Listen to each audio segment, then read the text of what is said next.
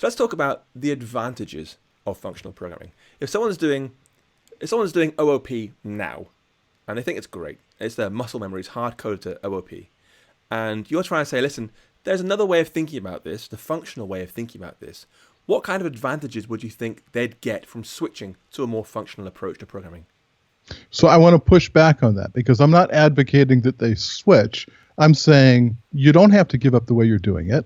I'm just offering you new tools to add to your tool belt. I'm offering you new techniques so that the techniques of functional programming don't necessarily replace OO. They can make it more robust for you. So, for example, in Swift UI, all of a sudden, our views are structs. Our views are value types. And for so long, we wanted our models to be value types.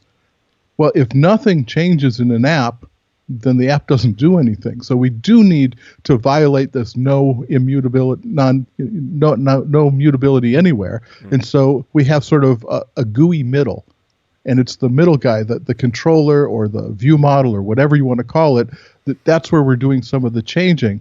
But you can think of it as, I don't know what the analogy would be for sports in England, but I think of it in baseball, it's the second baseman relaying he catches and he throws it on, or in soccer, maybe, just the one-touch pass. You receive it and you pass it on.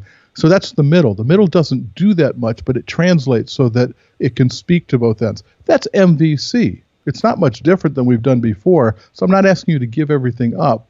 I'm just asking you to isolate the parts that change in one place so that you aren't surprised.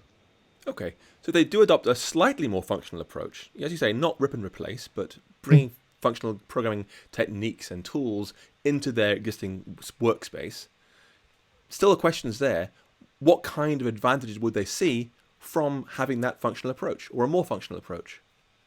So again, to me, the biggest thing is when something goes wrong, I know where to look. When something has gone wrong and someone has set a variable, well, the only people that can set that, or the only places that it is exposed as a variable is here. It's like, if you had good practices back in Objective-C, I say that like no one's doing Objective-C anymore, you wouldn't pass an NS mutable array around. You'd give someone an NS array, they would make a mutable copy, they would make their changes, and they would offer it back to you. You wouldn't allow them to change your NS array inside you.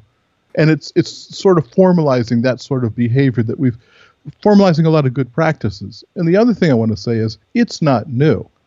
I mean, the mathematics behind functional programming goes back 100 years, and the programming goes back to the late 1950s, early 1960s. So, it's new to us, but these ideas have been around a long time. Certainly what I like about Swift UI is that we still have the state. The bits are going to change over time, but it's very, very clearly marked now. You can't change things by accident. It's like this bit I know is going to change. I want this thing to change. Let me treat that thing specially. And that's got a really nice fit for functional coding in Swift, I think, because you're now saying this is immutable. This is fixed. This is pure functions. This bit, okay, this is the GUI middle, like you said.